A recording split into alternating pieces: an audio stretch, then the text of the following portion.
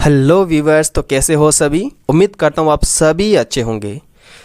Transport in plants जो chapter हमारा चल रहा था, जिसके 2 लेक्चर ऑलरेडी हम लोगों ने कवर कर लिए हैं। आज का जो सेक्शन होगा उस सेक्शन के अंदर हम लोग जहाँ पर इस चैप्टर को छोड़े थे वहीं से स्टार्ट करेंगे। यानी आज इस सेक्शन के अंदर हम स्टार्ट करेंगे इम्बाइबिएशन से, अंतः श्वसन से स्टार्ट करेंगे और कोशिश करेंगे पूरा चैप्टर हमारा ये कवर हो जाए।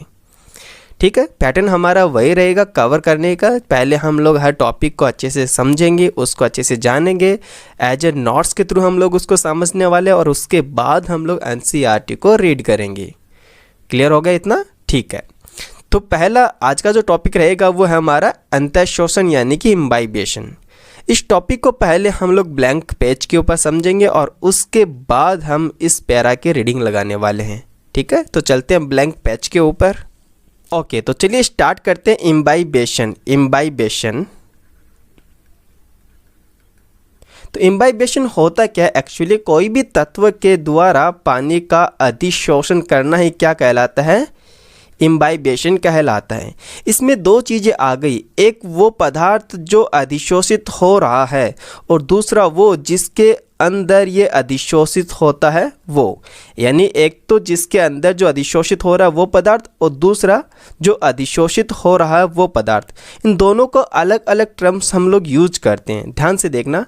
एक तो वो होता है, ध्यान से मैं एक एग्जांपल लेके चलता हूँ ताकि आप इसको अच्छे से समझ जाओ। देखना, ये हमारे पास एक सीड है, सपोज करना ये हमारे पास क्या है, एक बीज है। ये बीज हमारे पास अब ये क्या कर रहा है? पानी को अब्जॉर्ब कर रहा है, पानी को एब्जॉर्ब कर रहा है। ठीक है, क्या कर रहा है? ये पानी को एब्जॉर्ब कर रहा है, वाटर। 2 चीज़ें आ गई, एक तो वाटर है और दूसरा ये सीड है। ठीक है, ये एक तो सीड है और एक क्या है? वाटर है। तो दोनों को हम इम्बाइबिएशन के अंदर अलग टर्म्स यूज करते हैं, अलग टर्म्स हम इसको देते हैं। ये जो सीड, लाइक सीड हो गया या फिर सूखी लकड़ी हो गया, ये होता है इम्बाइबेंट। क्या बोलते हैं इनको हम लोग? इम्बाइबेंट। ठीक है, इम्बाइबेंट क्या हो सकता है? या तो बीज हो सकता है या सूखी लकड़ी हो सकता है। ठीक है, यानी जिसके अंदर अधिशोषण होता है वो। दूसरी चीज है वाटर, यानी जो अधिशोषित हो रही है उसको हम लोग बोलते हैं, याद रखना, इम्बाइबेट। इम्बाइबेट। ठीक है, तो नोट्स के अंदर आप लोगों को ये 2 टर्म्स देखने को मिले होंगे, एक तो इम्बाइबेंट और एक इम्बाइबेट। अब आपको ये कवर हो गया होगा ये दोनों टर्म्स का मतलब है क्या। इतना पॉइंट क्लियर हो गया? ठीक है। सेकेंड थिंग बात करते हैं, ये जो अंतःचूषण होता है, ये जो इम्बाइबिएशन होता है, इनके अंदर वाटर यानी जो भी हाइड्रोफिलिक जो कोलाइड्स होते हैं उनको अब्जॉर्ब यानी कि एब्जॉर्ब करने की कैपेसिटी किसमें ज़्यादा होती है। तो ये एक ऑर्डर है जो आप लोगों को याद रखना है, एज इट इज आप लोगों को ये ऑर्डर याद रखना है। तो सबसे ज़्यादा इम्बाइबिएशन जो होता है वो होता है अगार अगार के अंदर। किस में होता है सबसे ज़्यादा? अगार अगार के अंदर सबसे ज़्यादा। उसके बाद आता है पैक्टिन, पैक्टिन के अंदर होगा, और उसके बाद आता है प्रोटीन, उसके बाद फैट, और उसके बाद स्टार्च, और सबसे कम आता है सेलुलोज में, सेलुलोज में। तो ये जो ऑर्डर है इम्बाइबिएशन का ये आपको एज इट इज़ आना चाहिए। सबसे ज़्यादा जो इम्बाइबिएशन होता है वो किस में होता है? अगार अगार के अंदर होता है। उसके बाद पैक्टिन, उसके बाद प्रोटीन, उसके बाद फैट, उसके बाद स्टार्च, और सबसे कम सेलुलोज के अंदर इम्बाइबिएशन यानी अंतःचूषण देखने को मिलता है। इतना पॉइंट क्लियर हो गया? ठीक है। अब अंतःचुष्कीय यानी जो पदार्थ होती है लाइक वाटर वगैरह हो गया, इनके द्वारा इन कंपोनेंट के अंदर एक प्रेशर क्रिएट होता है, एक प्रेशर सा बनता है। उसी प्रेशर को हम लोग क्या बोलते हैं? इम्बाइबिएशन प्रेशर बोलते हैं। ठीक है, जैसे पानी किसी सूखी लकड़ी के अंदर इंटर हो जाता है तो अंदर पानी के मॉलिक्यूल क्या करेंगे? एक प्रेशर जनरेट करते हैं, और इसी प्रेशर को हम लोग क्या बोलते हैं? इम्बाइबिएशन प्रेशर बोलते हैं। और याद रखना, ये जो इम्बाइबिएशन प्रेशर होता है ये वाटर पोटेंशियल के संदर्भ में बात करें तो वहाँ पर एक आता है साई एम या फिर जी, जिसको हम लोग क्या बोलते हैं? मैट्रिक्स या फिर ग्रेविटेशनल पोटेंशियल बोलते हैं। ये इसके इक्वल होता है, यानी इसको ये व्यक्त करता है। इतना पॉइंट क्लियर हो गया? ठीक है। नेक्स्ट बात करते हैं तो अंतःचूषण के दौरान जो अंतःचूषकीय पदार्थ जैसे वाटर वगैरह होता है उनका आयतन बढ़ता है। जैसे ये अंदर जाएगा, अंदर जाने के बाद वाटर अंदर चला गया सूखी लकड़ी के अंदर, तो ये क्या करेगा, इसके अंदर इसका आयतन बढ़ा देता है और इसकी जो ऊर्जा होती है, ऊर्जा ऊष्मा के रूप में मुक्त होती है और इसे हम लोग क्या बोलते हैं, आद्रक ऊष्मा बोलते हैं। कभी नाम सुना हो तो ऐसा, लेकिन है नहीं, फिर भी आप याद रख सकते हो इसको। उसके बाद हम लोग इसकी बात करें सिग्निफिकेशन क्या होता है इसका, ठीक है, यानी इसका जो यूज है इम्बाइबेशन का वो क्या होता है। तो मोस्टली हमको इसमें याद तो ये रखना है कि जो इम्बाइबेशन पावर होती है वो किसकी सबसे ज़्यादा होती है, अगार अगार की, उसके बाद पैक्टिन, उसके बाद protein, then fat, then starch, then cellulose. एक चीज़ मैं आपको और बताना चाहता हूँ, अगार अगार जो होता है इसके भार की तुलना में ये 99 गुना अधिक जल का अवशोषण कर लेता है, अगार अगार, इतनी ज़्यादा पावर इसके अंदर। और सेलुलोज जो होता है वो 15 गुना अधिक जल अधिशोषण कर सकता है। तो मैक्सिमम किसके अंदर है ये पावर, अगार अगार के अंदर होती है। अगर मैं सिग्निफिकेशन की बात करता हूँ इम्बाइबेशन की, तो पहला जो सिग्निफिकेशन होता है बीज, यानी जो सीड होता है वो अंकुरण के दौरान बीज अंतःचूषण करते हैं। आपको पता है जो सीड होता है जब वो जर्मिनेट होता है तो वो क्या करेगा, पानी को एब्जॉर्ब करेगा। इसी एब्जॉर्ब किए हुए पानी के दौरान इसका जो सीड कोट होता है वो रैप्चर होता है, फटता है, जिससे सीड क्या हो जाए, जर्मिनेट हो जाए, ठीक है, जिससे सीड क्या हो जाता है, जर्मिनेट हो जाता है। पहला सिग्निफिकेशन याद रखना। देन बात करते हैं इसके अंदर हम लोग, ध्यान से सुनना, नई जो कोशिकाएं होती है वो जल का जो अवशोषण होता है, अधिशोषण जो होता है वो मैक्सिमम इम्बाइबेशन के द्वारा ही स्टार्ट करती है। नई सेल जो बनती है वो क्लियर सी होगी। सेकंड पॉइंट याद रखना। थर्ड हम लोग बात करते हैं इसके अंदर जो सैपवुड होते हैं, सैपवुड से बने हुए फर्नीचर वर्षा ऋतु के अंदर क्या हो जाते हैं, फूल जाते हैं, ठीक है। जो हम लोग फर्नीचर यूज करते हैं, जो देखो वुड दो टाइप की होती है, मोस्टली हम लोग इसको एनाटॉमी के अंदर पढ़ेंगे, तो इसमें तो बस इतना याद रखना कि सैपवुड जो होती है उससे बने हुए जो फर्नीचर होते हैं वो रेनी सीजन के अंदर फूल जाते हैं। देन हम लोग बात करें इसके सिग्निफिकेशन का, फॉर सिग्निफिकेशन का, तो जो लाइकेन या फिर लेजिनेला जो होते हैं वो गर्मियों के अंदर तो सूख जाते हैं तथा आर्द्रता की उपस्थिति के अंदर वो इम्बाइबेशन करते हैं और वापस से हरे हो जाते हैं, याद रखना। तो यहाँ पर भी हम लोग इसका सिग्निफिकेशन देख सकते हैं। देन बात करें इसके अंदर, आपने देखा भी होगा पुराने ज़माने की बात है, लकड़ी के फूलने के कारण जो दाब विकसित होता है जिसको हम लोग इम्बाइबेशन प्रेशर बोलते हैं, इसी प्रेशर के कारण क्या करते थे वो यूज, इसी प्रेशर का वो यूज करते थे, याद रखना, चट्टान को तोड़ने के लिए। यानी इतना हैवी, इतना ज़्यादा ये प्रेशर क्रिएट करते हैं लकड़ी, यानी कि पानी को एब्जॉर्ब करके, जिससे पूरी चट्टान टूट सकती है। तो ये थे इसके सिग्निफिकेशन भी, जो आप लोगों को एज इट इज़ याद रखना है। तो चलिए अब रीडिंग लगाते हैं हम अपनी एनसीईआरटी को और कवर करते हैं एनसीईआरटी को अच्छे से, ठीक है। ध्यान से देखना, अंतःशोषण यानी इम्बाइबेशन। अंतःशोषण एक विशेष प्रकार का विसरण है, एक्चुअली है क्या, डिफ्यूजन ही है।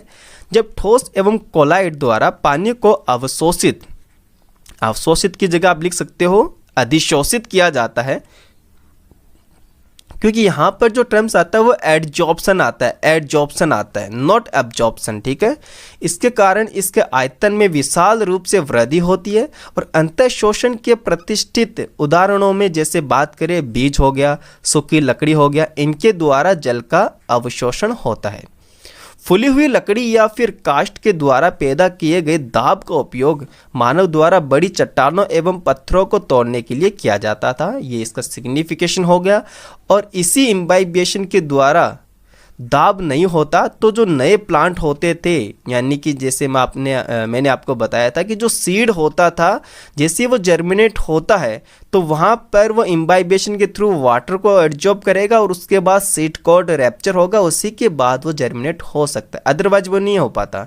ये कह रहा है कि अगर इम्बाइबेशन नहीं होता है तो जो नवोद्भिद खुली ज़मीन पर उभर कर नहीं आ पाते, यानी वो जर्मिनेट नहीं हो पाते। इम्बाइबेशन ही एक मेथड है जिसके द्वारा जो नया सीड होता है वो जर्मिनेट हो पाता है। इतना पॉइंट क्लियर हुआ, ठीक है। इम्बाइबेशन भी एक प्रकार का क्या है, डिफ्यूजन ही है, क्योंकि जल की गति सांद्रता प्रवणता के अनुसार होती है। जैसे मैं बात करता हूँ आपको, मान लो ये कोई सीड है, तो इस सीड के बाहर वाटर की जो अमाउंट है, सांद्रता है, वो ज़्यादा है और अंदर वाटर की सांद्रता यानी कंसंट्रेशन कम है, तो ये हाई टू लोअर कंसंट्रेशन की तरफ मूव करता है। बीज या अन्य ऐसी सामग्रियों में पानी लगभग नहीं के बराबर होता है। मैं आपको सीड के बारे में बताऊं तो इसके अंदर जो पानी की अमाउंट होती है वो 13 से 15% ही पानी रहता है, याद रखना। अतः ये आसानी से जल का अवशोषण कर लेते हैं, इजीली कर लेंगे, क्योंकि अंदर पानी की अमाउंट कम है और बाहर ज़्यादा है। अवशोषक तथा अंतःशोषित होने वाले द्रव के बीच जल विभव प्रवणता आवश्यक होती है। जल विभव प्रवणता का मतलब क्या होता है कि ज़्यादा एक तरफ ज़्यादा होना चाहिए और एक दूसरी तरफ कम होना चाहिए, तभी तो ये ज़्यादा वाटर मॉलिक्यूल से कम वाटर मॉलिक्यूल की तरफ पानी क्या करता है, मूव करता है, ठीक है। तो ये जो जल विभव प्रवणता होती है ये रिस्पॉन्सिबल होती है पानी को एब्जॉर्ब करने के लिए। इसके अतिरिक्त बात करें तो कोई भी पदार्थ हो जो किसी भी द्रव को अंतःशोषित करता हो, अवशोषक और द्रव के बीच बंधुता होना पहली शर्त है। इसका लाइन का मतलब क्या होता है वो समझना। जब तक यहाँ पर जो वाटर एब्जॉर्ब कर लिया जा रहा है इस सीड के द्वारा, तो वाटर जैसे इसके अंदर जाएगा तो इसके जो सीड कोट होते हैं, जिसके अंदर सीड कोट के अंदर क्या है, पैक्टिन है, तो ये पैक्टिन क्या करेगा, एब्जॉर्ब करता है पानी को, ठीक है। और इनके बीच में एक बॉन्डिंग होना बहुत ही ज़्यादा इम्पोर्टेंट होता है। नेक्स्ट हम लोग बात करते हैं इसके अंदर लंबी दूरी तक जल का परिवहन। ध्यान से देखना, ये था जितने भी हमने जो परिवहन देखे थे वो छोटी दूरी तक के थे, यानी शॉर्ट डिस्टेंस के ही ट्रांसपोर्ट थे। अब हम लोग बात करने वाले लंबी दूरी तक जल का परिवहन। देखो, लंबी दूरी तक जो भी परिवहन होता है उसको हम लोग बोलते हैं ट्रांसलोकेशन। क्या बोलते हैं उसको हम लोग, ट्रांसलोकेशन। तो ट्रांसलोकेशन के अंदर जो 7 बंडल, जो 7 उत्तक यूज होते हैं वो कौन होते हैं, एक तो जाइलम और दूसरा फ्लोएम, ठीक है। तो ये 2 वेस्कुलर बंडल यहाँ पर देखने को मिलते हैं। लंबी दूरी तक जल का परिवहन की बात करें तो इसमें कुछ ज़्यादा ऊपर है नहीं है। पहले पैरा के अंदर यही बताया गया है कि वाटर का जो परिवहन होता है वो किसके द्वारा होता है, मुख्यतः जाइलम के द्वारा होता है। इसमें हम लोगों को बताया गया है कि किसी भी छोटे प्लांट्स को आप रंगीन पानी के अंदर रख दोगे, उसके बाद आप उसकी टहनी को काट कर अपने माइक्रोस्कोप के द्वारा जब उसका मेजरमेंट करते हो तो आप लोगों को देखने को मिलता है कि जो रंगीन पानी होता है वो एक्चुअली कौन से वे के थ्रू होता है, कहाँ पर रहता है, तो ये जाइलम के अंदर ही देखने को मिलता है। अतः हम लोग बोल सकते हैं कि वाटर का जो कंडक्शन होता है, वाटर का जो परिवहन होता है वो किसके द्वारा होता है, जाइलम के द्वारा ही होता है। इतना पॉइंट क्लियर हुआ, ठीक है। तो लंबी दूरी तक पदार्थों का परिवहन केवल विसरण द्वारा नहीं हो सकता, क्योंकि विसरण जो होता है वो तो शॉर्ट डिस्टेंस तक ही ट्रांसपोर्टेशन करता है, छोटी दूरी तक का ही ये परिवहन करता है। लंबी दूरी के अंदर विसरण काम नहीं आता और ना ही वहाँ पर हमको सक्रिय परिवहन की ज़रूरत होती है, क्योंकि इतनी एनर्जी है नहीं है कि वो इतनी लंबी दूरी तक परिवहन कर सके। अदरवाइज आपको पता है प्लांट के अंदर पूरी एनर्जी जो होगी वो पानी को कंडक्ट करने या ट्रांसफ़र करने के लिए ही खराब हो जाएगी। विसरण जो है वो कैसी प्रोसेस होती है, स्लो प्रोसेस होती है, धीमी प्रक्रिया होती है। जैसे मैंने आपको बताया अभी, ये छोटी दूरी तक अणुओं को पहुंचाने में कारगर है। एग्जाम्पल के तौर पे देखें तो एक पादप कोशिका है, मान लो ये एक पादप कोशिका है जिसका व्यास कितना दे रखा है, 50 माइक्रोमीटर दे रखा है, ठीक है। और आर पार अणु को गति करने के लिए लगभग कितना समय लगता है, 2.5 सेकेंड का समय लगता है। तो इस दर पर आप क्या गणना कर सकते हैं कि पौधे के अंदर 1 मीटर की दूरी तय करने में कितना समय लगेगा? जी हाँ, बिल्कुल कर सकते हैं। ध्यान से देखना, मैं आपको ये करके बताता हूँ।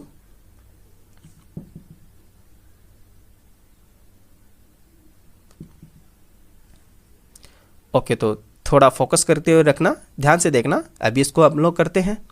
देखना, ये कोई पादप कोशिका है, ये क्या है, पादप कोशिका है, ओके। और इसका डायमीटर हमको दे रखा है कितना, 50 माइक्रोमीटर। 50 माइक्रोमीटर इसका डायमीटर दे रखा है। और यहाँ से यहाँ तक गुजरने में कितना समय लगता है, 2.5 सेकेंड का समय लगता है। तो 1 मीटर की दूरी तय करने में कितना समय लगेगा? तो नॉर्मल सा है, ओके। तो 50 माइक्रोमीटर दूरी तय करने में कितना समय लग रहा है हमको, 2.5 सेकेंड का समय लग रहा है। ओके, तो 1 मीटर की दूरी तय करने में कितना समय लगेगा? 2.5 डिवाइडेड बाई 50 माइक्रोमीटर। माइक्रो यानी 10⁻⁻⁶, तो मैं इसको ऊपर लेके जाऊंगा तो 10⁻⁻6 हो गया। ठीक है, इसके मैं 2 जीरो आगे ले लेता हूं, यानी 100 इंटू 10⁻⁴। कोई दिक्कत नहीं, ऐसा लिख सकते हैं आराम से। ठीक है, तो मैं इसको थोड़ा रफ कर देता हूं, ऐसे हम लोग इसको लिख सकते हैं। ठीक है, उसके बाद 100 से मैंने इसको मल्टीप्लाई कर दिया तो ये कितना हो जाएगा? 250 इंटू 10⁻⁴ डिवाइडेड बाई 50 हो गया। 0 से 0 हो गया, 5 से 5 25, एंड ये कितना आ गया? 5 इंटू 10⁻⁴ सेकेंड, यानी कि इतना समय लगता है मात्र 1 मीटर की दूरी तय करने में।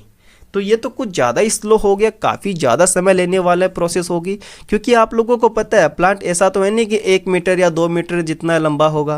प्लांट हो सकता है 50 मीटर हो, 100 मीटर हो, काफ़ी लंबे लंबे प्लांट आप लोगों को देखने को मिलता है। तो उनके अंदर ऑब्वियस सी बात है, इसी मेथड के द्वारा तो प्लांट के अंदर वाटर कंडक्ट नहीं होगा, वाटर का ट्रांसपोर्टेशन बिल्कुल भी नहीं होगा।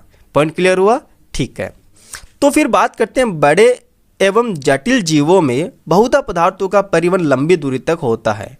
ऑब्वियस सी बात है, होता है, लेकिन कभी कभी उत्पादन यानी कि जहाँ पर भोजन का निर्माण होता है, या अवशोषण यानी कि जहाँ पर पानी का अवशोषण होता है, एवं संग्रहण के स्थान एक दूसरे से काफ़ी दूर होते हैं। कहने का मतलब है ये जो प्लांट होता है यहाँ पर तो भोजन बन रहा है और रूट के अंदर पानी का एब्जॉर्प्शन हो रहा है, तो नॉर्मल सी बात है यहाँ से इसका जो भंडारण गृह होता है यानी रूट जो होता है वो काफ़ी दूर होती है। ठीक है, तो एक दूसरे से काफ़ी दूर होते हैं, अतः विसरण एवं सक्रिय परिवहन काफ़ी नहीं है। इंपॉर्टेंट मार्क कर लेना, ना तो यहाँ पर डिफ्यूजन प्रोसेस काफ़ी रहेगी, ना ही यहाँ पर एक्टिव ट्रांसपोर्टेशन काफ़ी रहेगा। इन दोनों से पार नहीं पड़ने वाली। तो ध्यान से देखना क्या होता है एक्चुअली इसके अंदर फिर। इसलिए विशिष्ट व्यापक दूरी का परिवहन तंत्र आवश्यक हो जाता है ताकि आवश्यक पदार्थ निश्चित रूप से तीव्र गति से पहुँच सकें। जल, खनिज तथा भोजन सामूहिक प्रणाली द्वारा परिवहन करते हैं। सामूहिक प्रणाली का मतलब क्या होता है? ये बल्क के अंदर ऐसा नहीं है कि वाटर के 2-3 मॉलिक्यूल फ्लो होते हैं। पूरा वाटर जो होता है वो एक्चुअली लिंक करके जुड़कर एक तनाव के रूप में चलता रहता है। ओके, तो ये बल्क के अंदर यानी सामूहिक या फिर थोक प्रवाह, इसका मतलब क्या होता है? बल्क के अंदर ये फ्लो होते हैं जो पदार्थों का एक स्थान से दूसरे स्थान तक परिवहन करते हैं। इतना पॉइंट क्लियर हो गया? ठीक है, नॉर्मली हम लोगों ने ये भी देखा कि जो इनका फ्लो होता है वो पॉजिटिव जलीय दाब प्रवणता या फिर नेगेटिव जलीय दाब प्रवणता के द्वारा प्राप्त किया जा सकता है। क्लियर सी बात है? ओके, अब मैंने जैसे कहा था ना कि ये जो फ्लूइड के फॉर्म में, जैसे निलंबन संश्लेषण के फॉर्म के अंदर जैसे नदी के अंदर प्रवाह होता है, वैसा इसके अंदर फ्लो होता रहता है। जो लिंक होती है बीच में टूटती नहीं है, वो जुड़ी रहती है। जैसे हम लोग वाटर का कंडक्शन या ट्रांसपोर्टेशन पढ़ेंगे तब हम लोग इसके अंदर देखेंगे कि किस तरह से H2O मॉलिक्यूल एक दूसरे से कनेक्ट रहते हैं। याद रखना, जहाँ पर हम लोग सहसंजन और आसंजन बल की बात करने वाले हैं, वो टूटता नहीं है नेटवर्क। जैसे टूट जाएगा तो फिर वाटर फ्लो होगा वो नहीं हो पाता। ओके, पदार्थों की पादपों के सेवन उत्कों के द्वारा थोक या सामूहिक गति को ही हम लोग क्या बोलते हैं? स्थानांतरण यानी कि ट्रांसलोकेशन कहते हैं। जो लॉन्ग डिस्टेंस ट्रांसपोर्टेशन होता है उसको हम लोग क्या बोलते हैं? स्थानांतरण यानी कि ट्रांसलोकेशन कहते हैं। आपने उच्च पादपों की जड़ों, तनों या फिर पत्तियों के अनुप्रस्थ काट को देखा होगा। इसकी सहवनी प्रणाली का अध्ययन किया था। अब आप लोगों ने किया है कि नहीं किया वो तो मुझे भी नहीं पता। तो उच्च पादपों में आप लोगों ने देखा होगा कि उच्च विशेषीकृत सहवनी ऊतक, जिसको हम लोग जाइलम और फ्लोएम कहते हैं, वो उसके अंदर प्रेजेंट होते हैं। जाइलम का क्या कार्य होता है? मुख्य रूप से जल और खनिज लवणों या फिर कुछ कार्बनिक, नाइट्रोजन तथा हार्मोन्स को जड़ से वायवीय भाग तक स्थानांतरित करने का काम करता है। वहीं अगर बात करें फ्लोएम जो होता है वो मेनली क्या काम करता है? विभिन्न प्रकार के ऑर्गेनिक एंड इनऑर्गेनिक विलयनों को लीव से कहाँ तक लेके आता है? पत्ती पादपों के विभिन्न भागों में स्थानांतरित करता है। क्लियर सी पॉइंट होगी? तो ये यहाँ से ये पैरा काफ़ी ज़्यादा इंपॉर्टेंट है, अंडरलाइन कर लेना इस पैरा को। ओके, अब देखो वाटर की बातें हम लोगों ने कर ली है, लेकिन प्लांट के अंदर जो जल को किस तरह से अवशोषित किया जाता है वो अब हम लोग पढ़ने वाले हैं, क्योंकि डिफ्यूजन के द्वारा तो हम लोग पॉसिबल नहीं कर सकते, ठीक है, इम्बाइबिएशन के द्वारा भी नहीं हो सकता, डिफ्यूजन के द्वारा तो ये पॉसिबल बिल्कुल भी नहीं है, याद रखना, और ना ये एक्टिव ट्रांसपोर्टेशन के द्वारा पॉसिबल है। तो और किस तरह से प्लांट जो होते हैं वो पानी को अब्जॉर्ब करते हैं और लीफ तक पानी को लेके जाते हैं। तो ध्यान से सुनना इस चीज़ को। जल और खनिज तत्वों को अवशोषण की जिम्मेदारी विशेष रूप से कहाँ पर होती है? मूल रोमों में होती है। मूल रोम यानी जो रूट हेयर होते हैं वहाँ पर। अब देखो पानी का अवशोषण तो हो गया है, ठीक है, पानी का अवशोषण तो हो गया है, जो कि जड़ों के शीघ्र अग्र शीर्ष भाग पर लाखों की संख्या में पाए जाते हैं।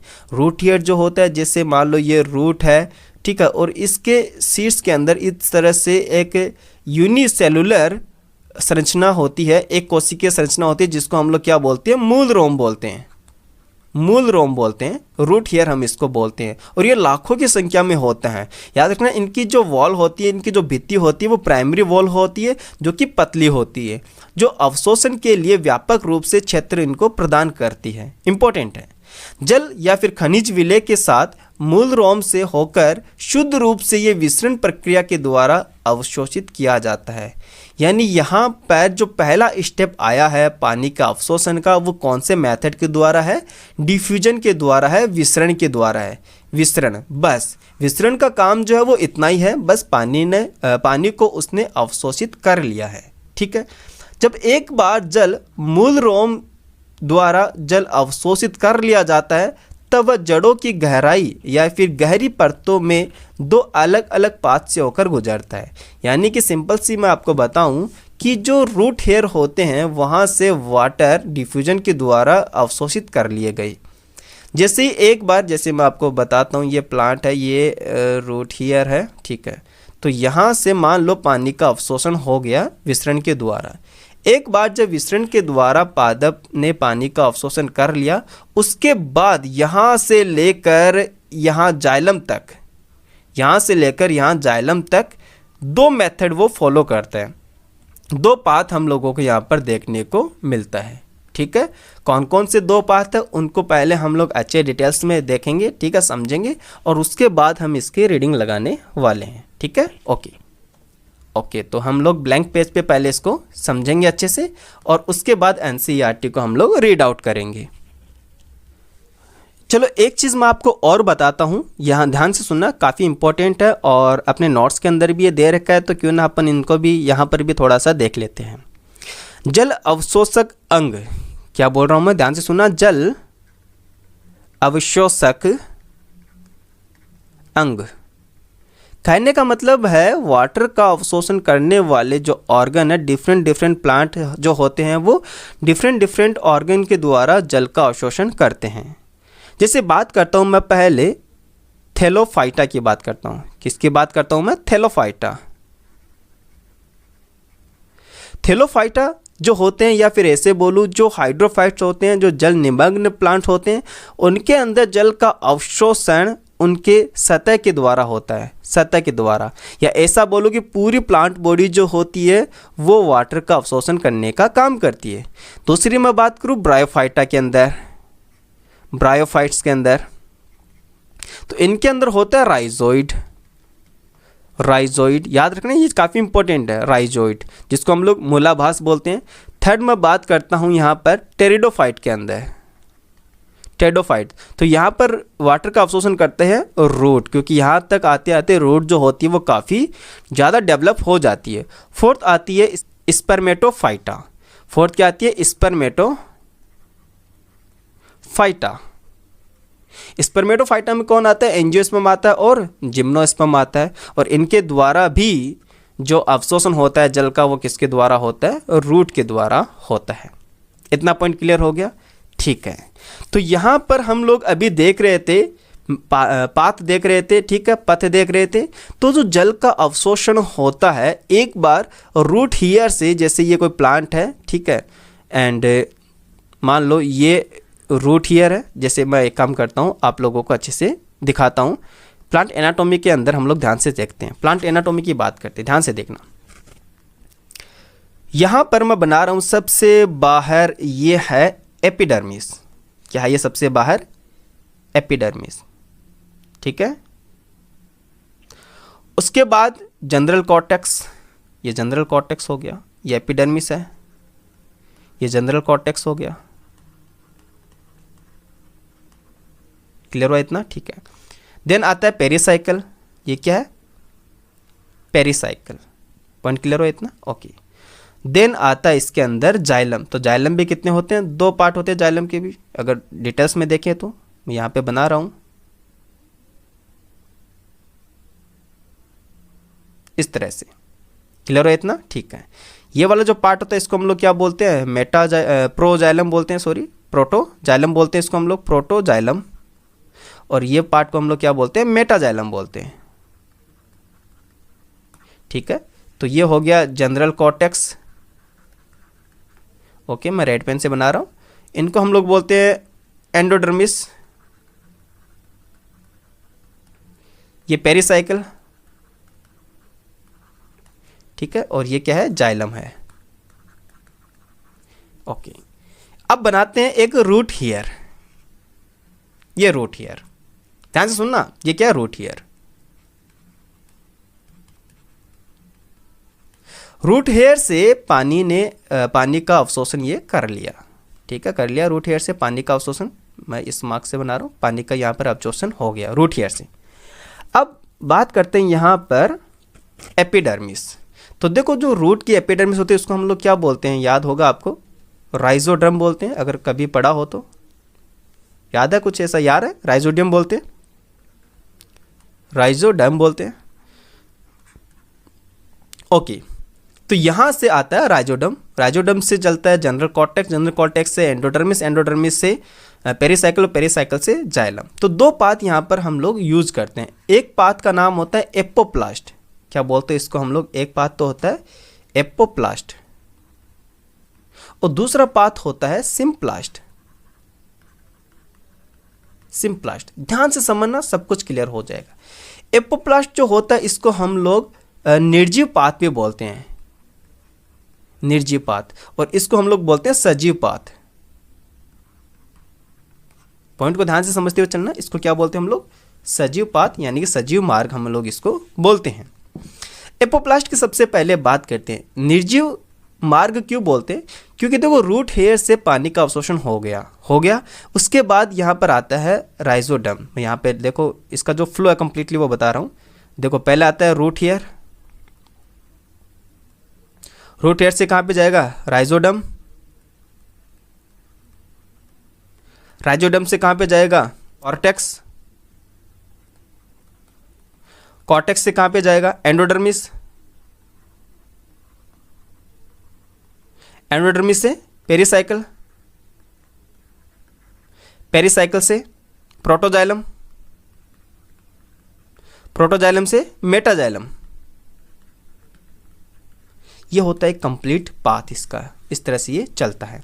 बोलो, पॉइंट क्लियर है इतना? ठीक है। तो एपोप्लास्ट को हम लोग ध्यान से समझते हैं। एपोप्लास्ट के अंदर जो एक्चुअली होता है, इसके अंदर निर्जीव पदार्थ से होते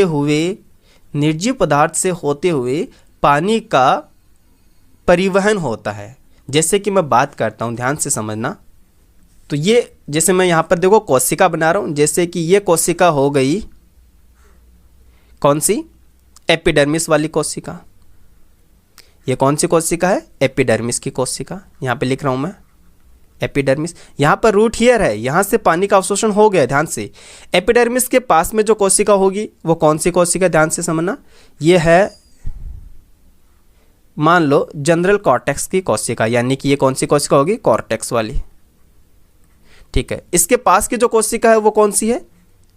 कॉर्टेक्स के पास वाली कोशिका होगी एंडोडर्मिस की कोशिका। और एंडोडर्मिस के पास की कोशिका कौन सी होगी? पेरिसाइकल वाली कोशिका। और पेरिसाइकल से कहां पर आता है? ये जाइलम। तो ये है जाइलम,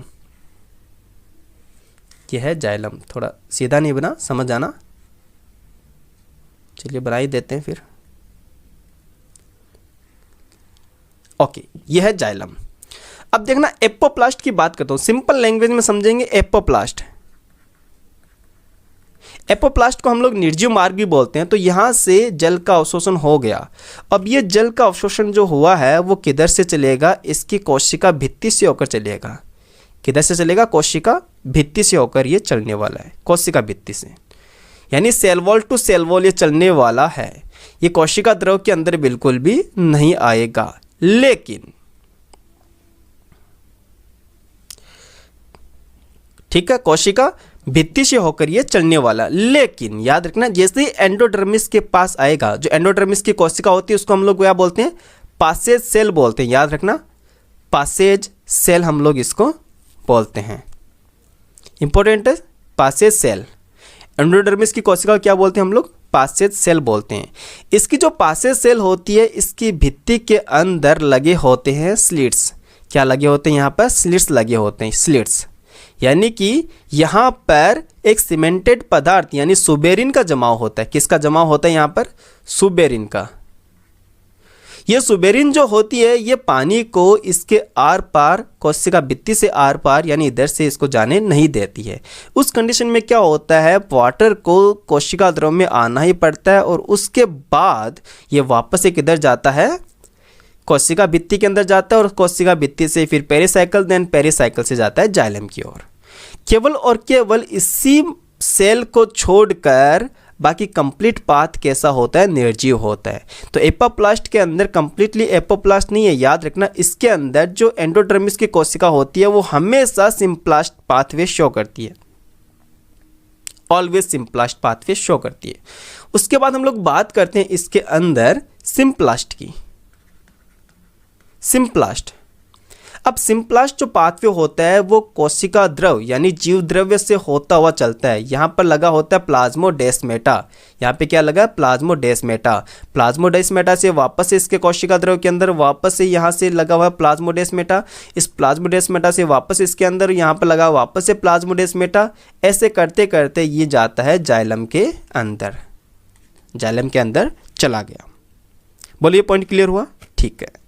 अब क्या है इनके मध्य डिफरेंस, क्या है एपोप्लास्ट और सिंप्लास्ट के अंदर, वो थोड़ा सा हम लोग देख लेते हैं। मैं आप लोगों को वो बताता हूँ। इधर है एपोप्लास्ट और इधर है सिंप्लास्ट। इनके बीच में अगर हम लोग अंतर देखें तो ध्यान से, पहला जो अंतर है वो तो है एपोप्लास्ट कैसा है, निर्जीव। कैसा है, निर्जीव है। ये सेल वॉल का तंत्र है, कोशिका भित्ति का ये तंत्र होता है। सिंप्लास्ट जो होता है वो सजीव होता है। और ये कौन सा तंत्र है, याद रखना, ये प्लाज्मोडेस्मेटा के द्वारा होता है। किसके द्वारा होता है, प्लाज्मोडेस्मेटा के द्वारा। तो इसको हम लोग कह सकते हैं ये जीव द्रव्य का तंत्र है। कौन सा तंत्र है, जीव द्रव्य का, क्योंकि जीव द्रव्य के अंदर से होता हुआ ये निकलता है। उसके बाद हम लोग बात करते हैं इसके अंदर, एपोप्लास्ट के अंदर जब हम लोग बात करते हैं तो पादप में मूल रोम से लेकर पादप के शीर्ष भाग तक, जाइलम तक, यानी पूरा शीर्ष भाग के जाइलम जो होता है वहाँ तक का पूरा मार्ग कैसा होता है, एपोप्लास्ट होता है। केवल एंडोडर्मिस को छोड़कर, एंडोडर्मिस को छोड़कर, एक्सेप्ट एंडोडर्मिस। इसके अंदर सिंप्लास्ट की बात करते हैं तो यह मार्ग जो होता है मूल रोम से लेकर जाइलम स्तर तक पाया जाता है, यानी कह सकते हैं कि यह जल अवशोषण के अंदर ही मिलता है। पॉइंट क्लियर हुआ इतना? ठीक है।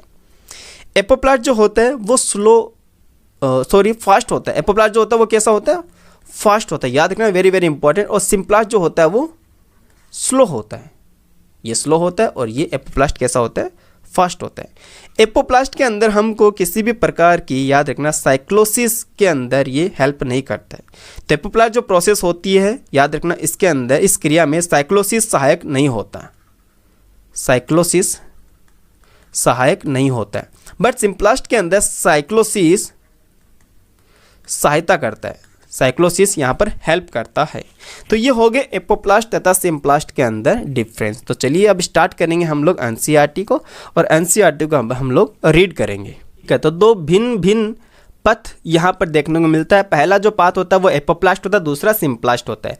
एपोप्लास्ट जो होता है वो निकटवर्ती कोशिका भित्ति का तंत्र है, जबकि सिंप्लास्ट जो होता है वो जीव द्रव्य का तंत्र होता है। दोनों हमने डिस्कस कर लिया था। जड़ों के अंदर एंडोडर्मिस के अंदर मौजूद जो कैस्पेरियन पट्टी होती है, जहाँ पर कैस्पेरियन पट्टी का मतलब क्या होता है, जहाँ पर जो सुबेरिन का जमाव होता है उसी को हम लोग कैस्पेरियन पट्टी बोलते हैं, ठीक है। उसी पट्टी को छोड़ के पूरे पौधे में ये फैला रहता है, यानी एपोप्लास्ट जो होता है वो कंप्लीट होता है किसको छोड़कर, एक्सेप्ट एंडोडर्मिस। जल का एपोप्लास्टिक परिवहन जो होता है वो केवल अंतरकोशिकीय जगह हो, यानी दो कोशिका के बीच की जगह। दूसरी बात, जो कोशिका की भित्ति होती है वहाँ पर उत्पन्न होता है।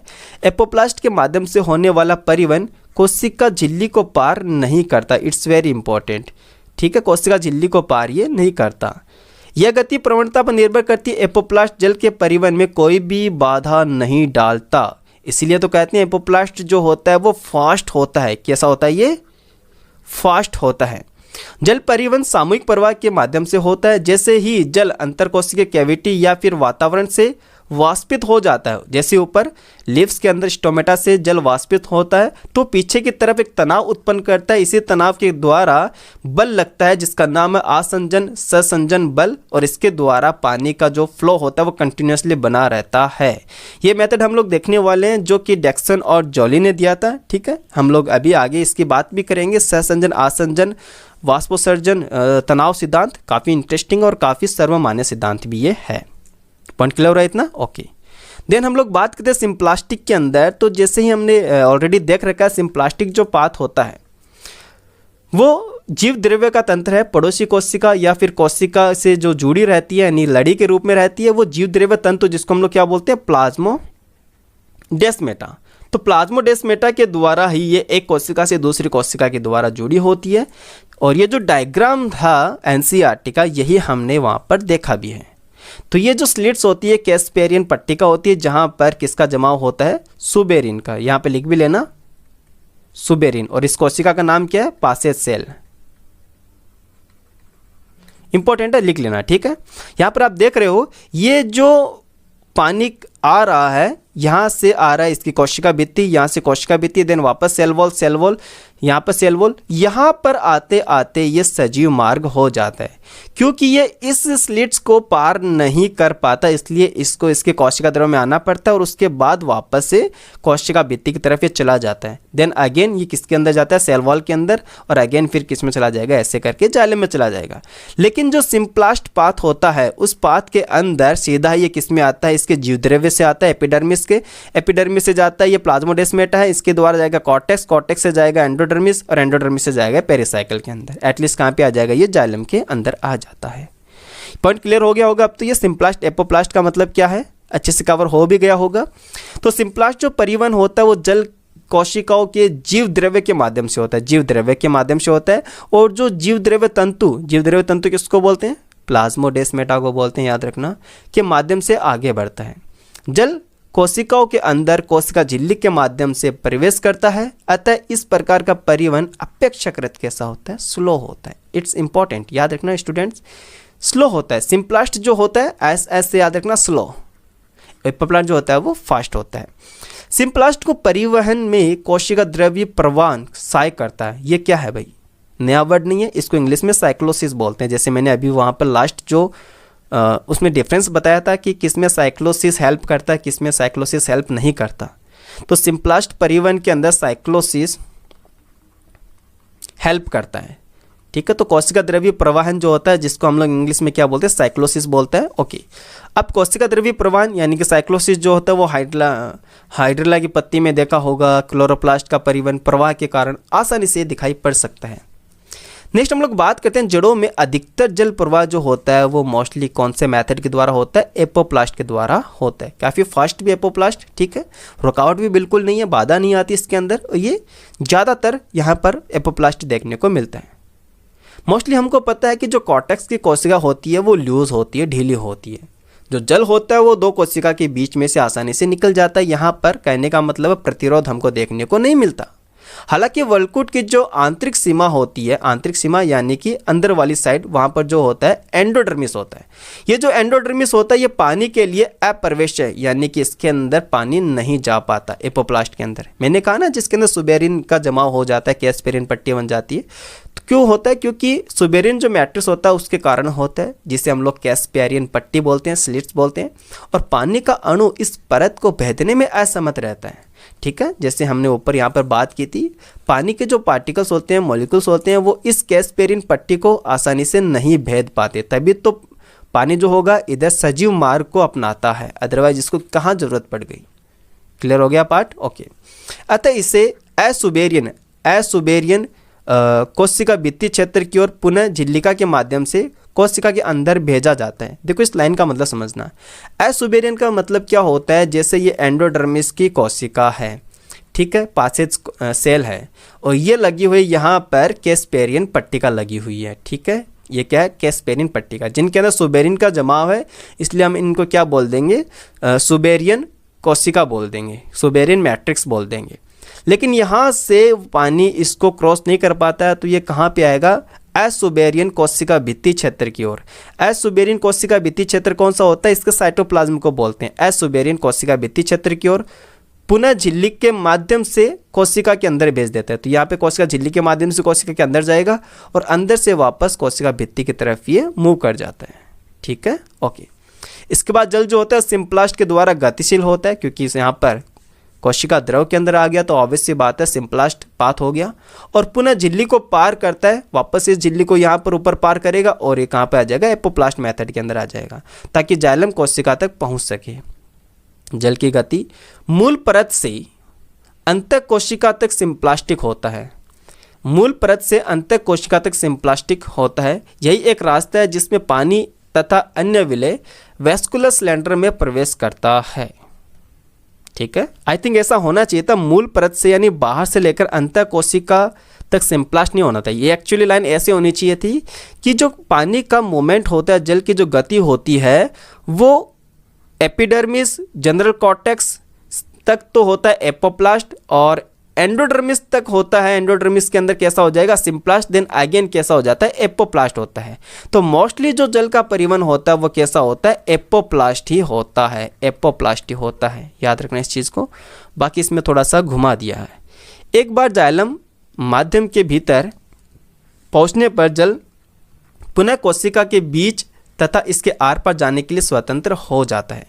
नई जोड़ों में जल जो होता है वो सीधे जाइलम की वाहिनिका या फिर वाहिका, जिसको हम लोग ट्रैकिड और वेसल्स बोलते हैं, उनके अंदर प्रवेश करता है। ये जीवन रहित नलिकाएं हैं। देखना जाइलम जो होता है वो 4 तत्वों से मिलकर बना होता है। एक तो होता है ट्रैकिड, एक होता है वेसल्स, एक होता है जाइलम पेरेन्काइमा और एक होता है जाइलम फाइबर। तो ट्रैकिड, वेसल्स और जाइलम फाइबर जो होते हैं ये तो होते हैं मृत, और जाइलम पेरेन्काइमा जो होता है ये होता है जीवित वाला पार्ट होता है, याद रखना, ठीक है ना। जीवन रहित नलिया का मतलब क्या होता है, यही होता है, ये मृत होते हैं, निर्जीव होते हैं, ये समझना। और एक प्रकार से एपोप्लास्ट का हिस्सा भी है, इट्स इंपॉर्टेंट। क्या है ये, एपोप्लास्ट का हिस्सा है, क्योंकि प्लांट के ऊपर जो पानी चढ़ेगा ऑब्वियस सी बात है वो निर्जीव पाथ को ही फॉलो करेगा, ताकि फास्ट भी रहे और बिना ऊर्जा के वो ऊपर चढ़ पाए। मूल सैवनी तंत्र में जल तथा खनिज आयनों का मार्ग निम्न चित्र से संक्षेपीकृत किया गया है। इसका मतलब क्या, ये जो नीचे डायग्राम दे रखा है इसके बाद इसके बारे में बता रहा है। सिम्प्लास्टिक जो पाथ होता है इसमें आप देख रहे हो कोशिका द्रव यानी कि जीव द्रव्य से सीधा सीधा जा रहा है, ऐसा नहीं है कि वो कोशिका भित्ति को फॉलो कर रहा है, ठीक है, जैसे मर्जी आए वैसा जा रहा है। और यहाँ पर तो ऑब्वियस सी बात है एंडोडर्मिस के अंदर तो ये सिम्प्लास्ट होगा ही होगा, चाहे कुछ भी हो, और ये एटलीस्ट कहाँ पर एंटर हो जाता है, जाइलम के अंदर।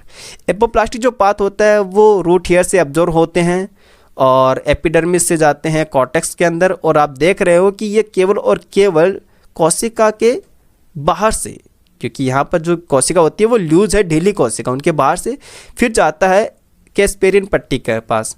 तो जो एंडोडर्मिस वाली कोशिका होती है वहाँ पर तो चाहे एपोप्लास्ट पाथ हो चाहे सिम्प्लास्ट पाथ हो, यहाँ पर सजीव पाथ ही होगा, क्योंकि वो उस पट्टिका को पार नहीं कर पाता, इसलिए उसको जीव द्रव्य में आना ही पड़ेगा। उसके बाद वापस से आता है पेरिसाइकिल, और पेरिसाइकिल से कहाँ पर एंटर हो जाता है, ये जाइलम के अंदर इंटर हो जाता है। ये कंप्लीट फ्लो हमने ऑलरेडी देख लिया है। नेक्स्ट हम लोग बात करते हैं इसके अंदर कुछ संबंध की बात करते हैं, तो ये भी थोड़ा सा इंपॉर्टेंट है, ध्यान से समझना इस चीज़ को। कुछ खास वैसे नहीं है लेकिन आ सकता है। देखना जिम्नोस्पर्म के अंदर जो चीड़ का प्लांट होता है जिसको पाइन बोलते हैं, उसकी जड़ों के साथ कवक मूल जो होते हैं, ठीक है, कवक मूल जो होते हैं जिनको हम लोग क्या बोलते हैं, माइकोराइजा का संबंध होता है, जिसको हम लोग क्या बोलते हैं, वेम बोलते हैं। अगर आप लोगों ने ऑलरेडी अच्छे से पढ़ा होगा तो एंडोमाइकोराइजा संबंध बोलते हैं। अगर आप लोगों ने अच्छे से नोट्स कवर किया होगा तो ज़रूर समझ में आ गया होगा।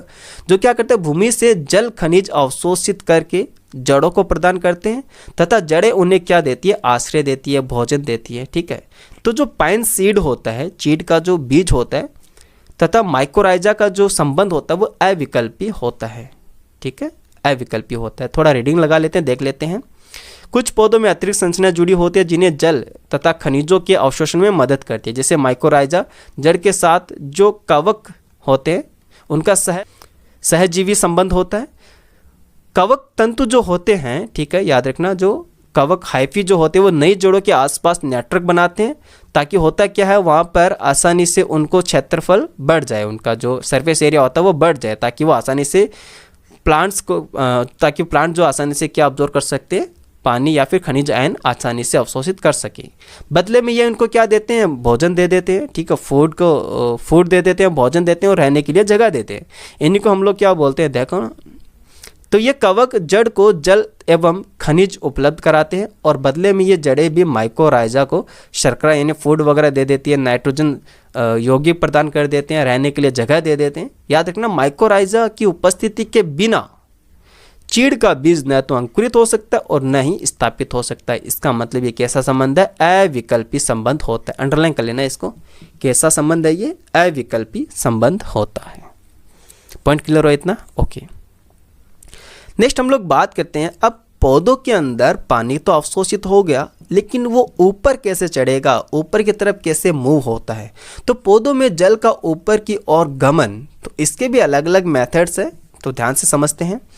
जल जो होता है वो पौधों में विभिन्न भागों तक कैसे पहुंचता है, पहला क्वेश्चन तो यही आता है। ठीक है, पहला क्वेश्चन तो ये आता है, क्योंकि काफ़ी लोग सोचते हैं, काफ़ी साइंटिस्ट का भी ये मानना होता था पहले कि यार ऊपर अगर जल चढ़ रहा है तो ऑब्वियस सी बात है वो ग्रेविटेशनल फोर्स के अपोजिट जा रहा है, तो वहाँ पर काफ़ी ज़्यादा ऊर्जा की खर्च भी होता होगा, एनर्जी कंज्यूम होती होगी। तो ये जो ऊर्जा है ये कौन देता होगा उनको, तो काफ़ी पहले यही सोचा जाता था कि एक तरह का एक्टिव प्रोसेस है जिसमें काफ़ी ज़्यादा अमाउंट में एनर्जी कंज्यूम होती थी। इसके अंदर पहला हम लोग मेथड देखते हैं, मूल दाब, रूट प्रेशर। कौन सा है, रूट प्रेशर। अब ध्यान से देखना, ये रूट प्रेशर है क्या, एक्चुअली इसकी जो डेफिनेशन है वो क्या है। देखना, मैं यहीं पर आपको एक्सप्लेन कर रहा हूँ, ध्यान से फोकस करते हुए उसको सुनना जरूर।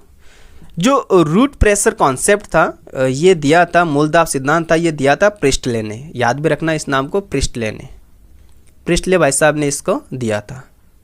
ठीक है, ओके। और शब्द जो है मूलदाब का ये स्टीफन हेल्स ने दिया था, ये इतना कुछ खास है नहीं है। अब ये मूलदाब होता क्या है ये समझते हैं।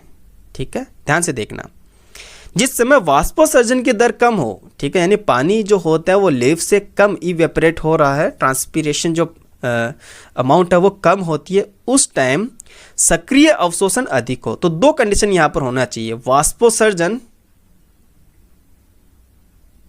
कम होना चाहिए और सक्रिय अवशोषण ज़्यादा होना चाहिए।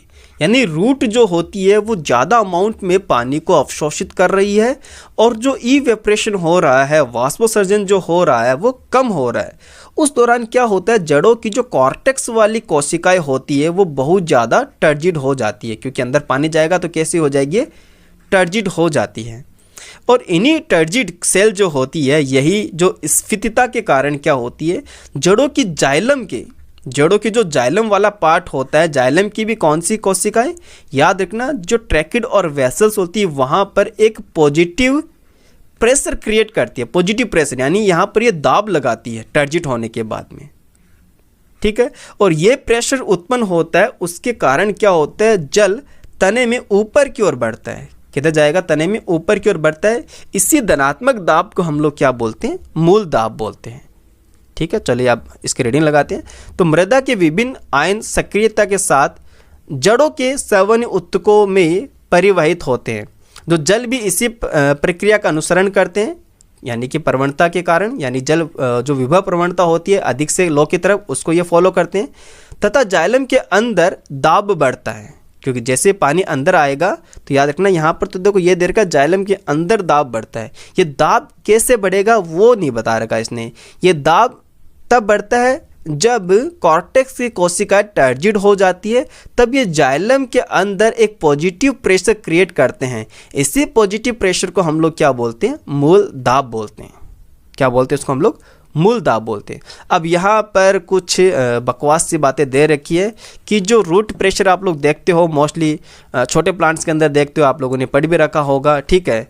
एंड बात करें तो जैसे कोई पादप है, छोटा पादप है, उसने आपको तीखे ब्लेड से कट कर दोगे तो वहाँ पर आपको फ्लूइड यानी द्रव निकलता हुआ दिखने को मिलेगा। तो ये किसके द्वारा होता है, ये मूल दाब के द्वारा ही होता है, ठीक है।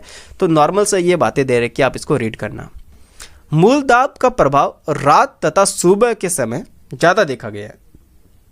नॉर्मल सी बात है, रात को वाष्पोत्सर्जन होगा नहीं है और वो धनात्मक यानी कि सक्रिय अवशोषण वहाँ पर ज़्यादा होता है। तो नॉर्मल सी बात है कि रात को यहाँ पर मूल दाब का जो इफेक्ट है वो ज़्यादा देखने को मिलेगा। और अर्ली मॉर्निंग के अंदर भी यही प्रोसेस होता है। यानी क्या क्या होना चाहिए, जब वाष्पीकरण की प्रक्रिया कम होती है, यानी कि ट्रांसपीरेशन जो होता है जब कम हो, तभी याद रखना क्या होता है, रूट प्रेशर होता है, मूल दाब उत्पन्न होता है। और अतिरिक्त पानी घास के तिनकों की नोक पर, घास के तिनकों की नोक का मतलब जैसे ये एक बीजपत्री घास है, तो यहाँ पर आपने देखा होगा जैसे दूब घास होती है, वहाँ पर आपने अर्ली मॉर्निंग जब आप मॉर्निंग वॉक करते हो तो वहाँ पर एक छोटे छोटे पानी की बूंदें नज़र आती है, ठीक है, पानी की ड्रॉप नज़र आती है। ये ड्रॉप क्या होता है, ये मूल दाब के द्वारा ही पानी जो होता है, यहाँ पर एक छिद्र होता है, यहाँ पर एक पोर होता है जिसको हम लोग जल रंध्र बोलते हैं। इंग्लिश में अपन इसको हाइड्रोथोड बोलते हैं। क्या बोलते हैं इसको हम लोग, हाइड्रोथोड बोलते हैं। इन्हीं के द्वारा ये पानी की बूंदें आ जाती है और इस प्रोसेस को हम लोग क्या बोलते हैं, गटेशन यानी कि बिंदु स्त्राव बोलते हैं। पॉइंट क्लियर हो गया। अगर आपसे पूछे कि बिंदु स्त्राव का कारण बताइए तो याद रखना मूल दाब के कारण ही बिंदु स्त्राव होता है। क्लियर हुआ पॉइंट, ठीक है। जल परिवहन की कुल क्रिया में मूल दाब केवल एक साधारण सा दाब ही प्रदान करता है, यानी कि ये कोई यूनिवर्सल प्रेशर नहीं है। ऐसा भी नहीं है कि हर एक पादप में देखने को मिलता है, बिल्कुल नहीं। कुछ पादप ऐसे हैं जहां पर आपको मूल दाब देखने को नहीं मिलेगा। चलो मैं आपको कमियां बताता हूं इसकी, तो ध्यान से समझते हुए चलना। पहली कमी जो है वो पहली कमी कौन सी, ध्यान से समझना। मूल दाब प्राय उस समय उत्पन्न होता है जब वाष्पोत्सर्जन की दर तो क्या हो, कम हो या फिर नहीं हो। जबकि दोपहर के समय आप लोगों ने देखा होगा वाष्पोत्सर्जन भी अधिक होता है और रसारोहण भी अधिक होता है, यानी कि पानी को ऊपर चढ़ाने के लिए मूल दाब तो रिस्पॉन्सिबल बिल्कुल नहीं है। दूसरी कमी की बात करते हैं, मूल दाब एक सार्वत्रिक दाब नहीं होगा, क्योंकि आपको पता है कुछ ऐसे प्लांट होते हैं जिनके अंदर ये एब्सेंट होता है, जैसे जिम्नोस्पर्म हो गया, मरुद्विद पादप हो गया, जैसे जीरोफाइट जिसको हम लोग बोलते हैं, काष्ठीय पादप हो गया, उनमें रूट प्रेशर देखने को नहीं मिलता है। देन नेक्स्ट कमी बात करते हैं, मूल दाब जो होता है मोस्टली 1 से 2 एटीएम प्रेशर ही क्रिएट कर पाता है, जिससे नॉर्मली 1 से 2 मीटर की दूरी ही ये कवर कर पाता है, यानी 1 से 2 मीटर की ऊंचाई तक ये चढ़ पाता है। लेकिन आपने देखा है प्लांट तो काफ़ी लंबे होते हैं, काफ़ी टॉल होते हैं। देन कमी की बात करें तो मूल दाब सामान्यतः प्रातःकाल, अर्ली मॉर्निंग, नाइट को या फिर वर्षा के दौरान जब रेनी सीजन होता है उस टाइम ज़्यादा होता है। जब पानी को ऊपर चढ़ने की ज़्यादा रिक्वायर्ड नहीं होती तब तो मूल दाब ज़्यादा होता है, तो किस काम का भाई, है ना। तो अब नेक्स्ट हम लोग बात करते हैं वाष्पोत्सर्जन खिंचाव। नेक्स्ट कौन सा मेथड है, वाष्पोत्सर्जन खिंचाव। ध्यान से समझना, काफ़ी इंपॉर्टेंट है। ओके, प्राणियों के भांति पौधों के अंदर कोई भी सर्कुलेटरी सिस्टम तो होता नहीं है, इसके बावजूद जाइलम के माध्यम से जल का ऊपरी बहाव पर्याप्त उच्च दर से लगभग 15 मीटर प्रति घंटे तक हो सकता है। ये क्यों पॉसिबल है, क्योंकि जाइलम के अंदर पैसिवली फ्लो होता है और ये एक तरह का एपोप्लास्ट पाथ होता है। यह गति कैसे होती है, ये एक पेचीदा सवाल, आज तक सवाल ही बना हुआ है। लेकिन फिर भी काफ़ी साइंटिस्ट थे जिन्होंने काफ़ी अच्छे थ्योरीज बताए, काफ़ी अच्छे कॉन्सेप्ट बताए, काफ़ी अच्छे सिद्धांत दिए थे, जिनमें से एक सिद्धांत जो कि सर्वमान्य सिद्धांत अब तक का माना जाता है, उसका नाम है वाष्पोत्सर्जन ससंजन आसंजन तनाव सिद्धांत। काफ़ी घुमा हुआ नाम भी है इसका, तो नॉर्मली एनसीईआरटी के अंदर दे रखा है ससंजन तनाव वाष्पोत्सर्जन खिंचाव मॉडल के रूप में प्रस्तुत किया गया, परंतु इस वाष्पोत्सर्जन खिंचाव को कौन जनित कर रहा है ये भी हम लोग इसके अंदर देखने वाले हैं। ठीक है, ओके। तो ये जो सिद्धांत है ये अब तक का सबसे ज़्यादा सर्वमान्य सिद्धांत है। आगे पढ़ेंगे हम लोग। ये सिद्धांत जो था वो दिया था डेक्सन और जॉली ने दिया था। ठीक है, देन बात करते हैं पौधे में जल जो होता है वो अस्थायी है। ऐसा नहीं कि प्लांट के अंदर जल जो यहाँ पर आ गया यहाँ पर रुक गया, नहीं, वो चलता रहता, फ्लो होता रहता है, अस्थायी है। प्रकाश संश्लेषण एवं वृद्धि के लिए पत्तियों में पहुंचने वाले पानी का 1% से भी कम प्रयोग किया जाता है। यानी कि उपापचय क्रिया के दौरान मान लो 1 से 2% ही पानी यूज होता है, बाकी जो पानी होता है वो ट्रांसपीरेशन के द्वारा उड़ जाता है, ऊपर उड़ जाता है। तो अधिकतर जो पानी होता है वो पत्तियों से जो स्टोमेटा होता है, रंध्र जो होता है, उनके द्वारा उड़ा दिया जाता है। इसी को हम लोग बोलते हैं, जल की इसी क्षति या इसी हानि को हम लोग क्या बोलते हैं, वाष्पोत्सर्जन बोलते हैं। ठीक है, ट्रांसपीरेशन हम लोग इसको बोलते हैं। पॉइंट क्लियर हुआ इतना? ओके।